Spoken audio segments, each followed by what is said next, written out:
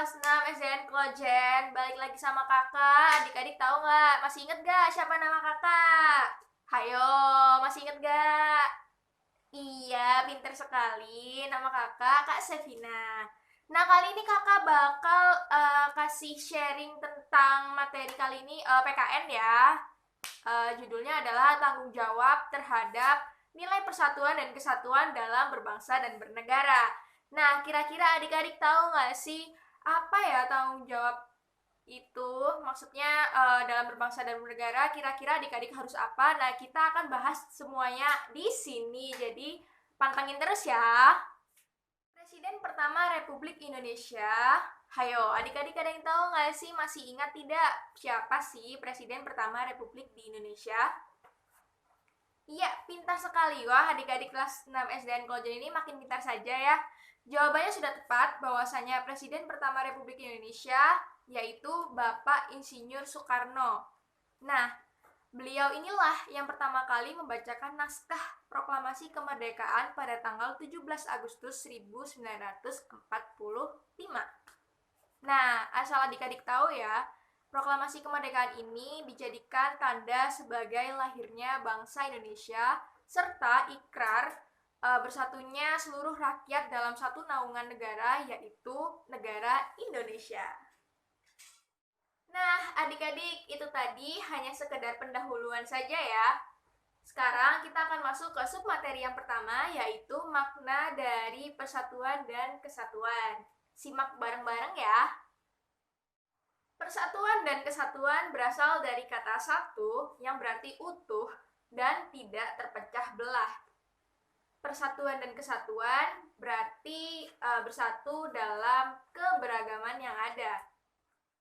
Persatuan dan kesatuan bangsa pun bisa diartikan sebagai bersatunya seluruh rakyat yang terdiri atas beragam suku bangsa, bahasa, budaya, dan agama. Persatuan dan kesatuan bangsa ini juga dilandasi oleh semboyan Bhinneka Tunggal Ika. Nah, adik-adik ada yang tahu nggak sih apa ya arti dari Bhinneka dan Tunggal Ika itu? Ya, benar sekali. Bhinneka Tunggal Ika sendiri adalah berbeda-beda tapi tetap satu jua. Nah, itulah yang melandasi dari adanya persatuan dan kesatuan yang ada di Indonesia ini. Sebagai informasi saja, bahwasanya persatuan dan kesatuan bangsa Indonesia ternyata ada landasan hukumnya loh. Waduh kak, landasan hukum itu apa ya? Nah, landasan hukum itu merupakan peraturan yang memang sudah ada, sudah baku, dan tidak dapat dirubah lagi, di mana biasanya peraturan ini tuh dijadikan dasar dari adanya kegiatan-kegiatan tertentu yang sudah berlaku. Jadi ibarat rumah ya adik-adik, ini tuh landasan hukum adalah pondasinya, dimana kalau rumah tidak ada pondasi, maka rumah tersebut akan rubuh, tidak kuat. Nah, begitupun juga dengan persatuan dan kesatuan. Pastinya mereka memiliki landasan hukum yang kuat. Maka dari itu, persatuan dan kesatuan yang ada di Indonesia pun bisa tetap kokoh dan dijunjung tinggi sampai sekarang. Landasan hukum persatuan dan kesatuan bangsa terdiri atas 3 aspek. Langsung saja ya adik-adik. Aspek pertama ada landasan ideal atau landasan ideologi, di mana isinya adalah sila ketiga Pancasila, yang isinya benar banget persatuan Indonesia. Kak, kenapa sih kok nggak pakai sila pertama, kedua, keempat, dan kelima? Kenapa harus sila ketiga? Karena sila ketiga ini tentunya berketerkaitan sekali ya dengan persatuan dan kesatuan Indonesia yang bunyinya Persatuan Indonesia. Nah, adik-adik kakak pengen tahu dong, coba adik-adik di rumah ikutin kakak ya. Kita baca bareng-bareng Pancasila, isi dari Pancasila kelima-limanya. Ayo adik-adik masih ingat apa enggak nih?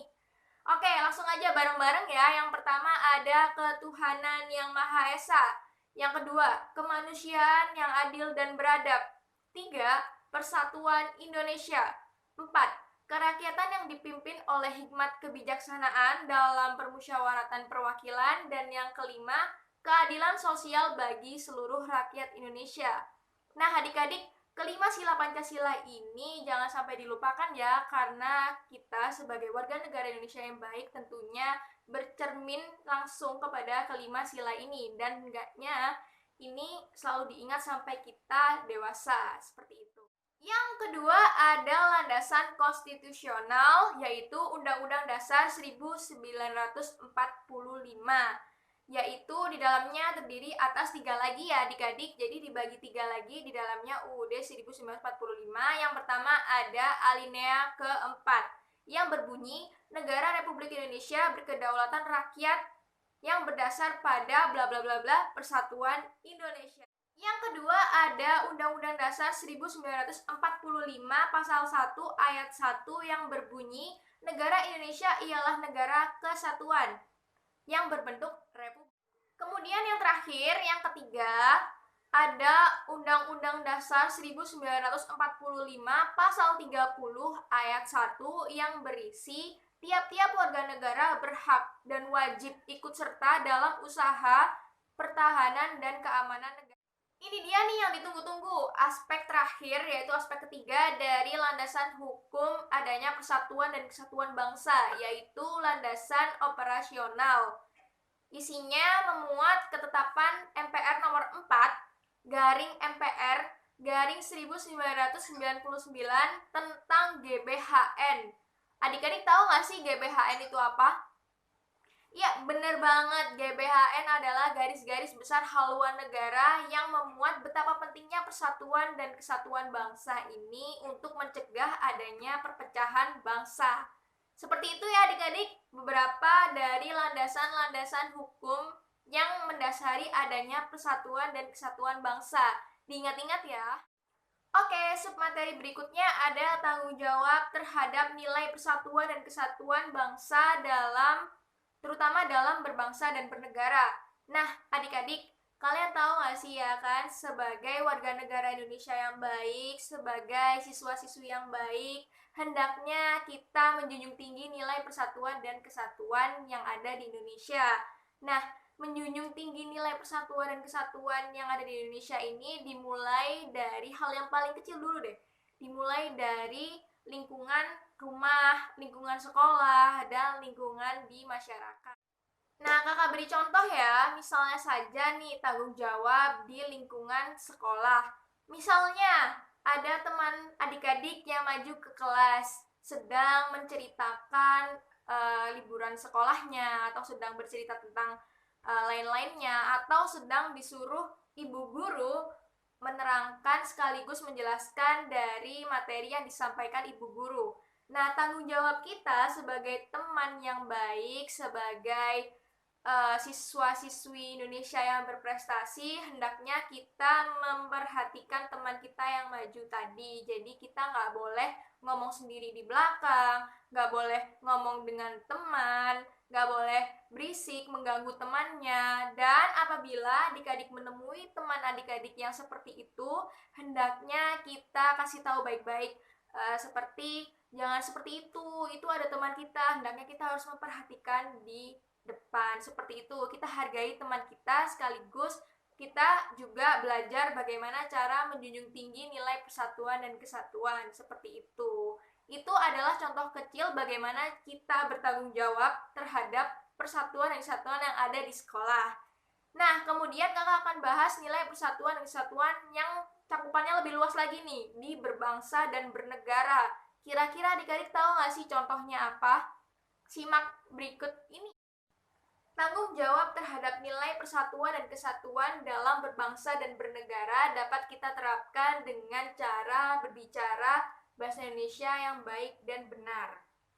Kak, mau nanya dong, kenapa sih kita harus berbicara bahasa Indonesia yang baik dan benar? Padahal kan kita itu beragam, kita punya bahasa masing-masing, kita kan juga hitung-hitung melestarikan budaya kita. Saya ini orang Jawa loh kak, saya selalu disuguhin bahasa-bahasa daerah saya, bahasa Jawa, dari bahasa halus, bahasa ngoko, bahasa kromo inggil, dan lain-lain. Dan saya juga orang Malang, kebiasaan kalau ngomong itu suka dibalik-balik seperti itu kan. Gimana ya kak? Kita kan juga melestarikan budaya Indonesia, masa salah? Jawabannya enggak salah sama sekali. Nah, berhubung di sini kakak memberikan materi terhadap persatuan dan kesatuan berbangsa dan bernegara, jadi cakupannya lebih luas adik-adik, yaitu satu Indonesia. Kita ingat-ingat dulu ya, kita flashback dulu ke belakang, bahwasanya kakak pernah bilang kalau Indonesia ini beragam. Tadi kakak sudah singgung di awal kalau Indonesia ini beragam. Provinsinya saja ada 34 dan bahasanya pasti berbeda-beda. Ada ratusan bahasa di luar sana, bahasa daerah. Nah, kebayang nggak sih kalau adik-adik punya teman dari Sulawesi atau Papua? Mereka ajak ngomong adik-adik dengan bahasa mereka masing-masing, bahasa Papua, bahasa Sulawesi. Nah, pertanyaannya, apakah adik-adik mengerti apa yang dibicarakan oleh teman adik-adik yang dari Sulawesi dan Papua? Jawabannya adalah tidak. Karena karena ada banyak bahasa dan kita tidak tidak mungkin menghafalkan ratusan bahasa yang ada di Indonesia. Maka dari itu dibuatlah bahasa persatuan bahasa Indonesia untuk mempersatukan rakyat-rakyatnya, seperti itu ya adik-adik. Maka dari itu di sini alangkah baiknya kita selalu belajarlah untuk menggunakan bahasa Indonesia yang baik dan benar, agar ketika kita bertemu dengan orang baru di luar sana yang bukan orang Jawa, kita enak berbicaranya, seperti itu. Next, kita langsung lanjut ke submateri yang keempat, yaitu kita bicara implementasi ya di sini. Jadi, implementasi persatuan dan kesatuan dalam kehidupan berbangsa dan bernegara adalah senantiasa turut melestarikan budaya daerah lain sebagai upaya melestarikan warisan bangsa dan memperkuat budaya nasional. Jadi nih misalnya adik-adik suka menari, adik-adik bisa nih langsung bilang ke kakak sanggarnya atau belajar sendiri di rumah, lihat video-video di YouTube tentang tarian-tarian tradisional selain di Provinsi Jawa, karena kakak yakin di luar sana banyak sekali tarian-tarian yang bisa dipelajari untuk adik-adik menari sebagai upaya juga dalam melestarikan budaya bangsa agar tidak hilang, seperti itu. Nah, kalau adik-adik suka main musik, suka bernyanyi, adik-adik bisa nih mencoba menghafalkan lagu-lagu daerah, karena masih banyak banget lagu-lagu daerah di luar sana yang bisa adik-adik pelajari, seperti itu. Nah, kemudian contoh bentuk implementasi yang kedua adalah senantiasa menghormati pilihan pemimpin negara meskipun itu bukan pilihan kita. Jadi misalnya nih ya, adik-adik kan belum bisa mencoblos presiden atau yang lainnya.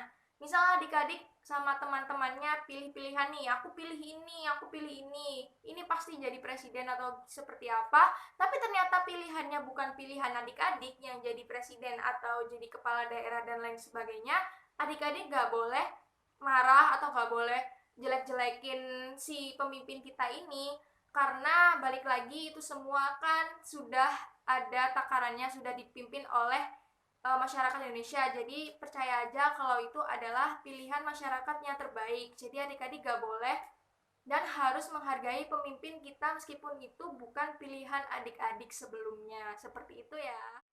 Lanjut kita ke submateri yang kelima, yaitu kita bicara dampak negatif serta manfaat dari adanya persatuan dan kesatuan yang ada di Indonesia. Kita bicara dampak negatifnya dulu ya adik-adik. Nah, dampak negatif dari tidak adanya persatuan dan kesatuan bangsa ini banyak dan cenderung fatal. Yang pertama ada terombang-ambingnya sebuah negara, jelas, dan kemudian adanya banyak konflik yang terjadi, konflik di mana-mana, konflik antar kelompok, dan yang terakhir yang paling fatal adalah hancurnya dari sebuah negara itu.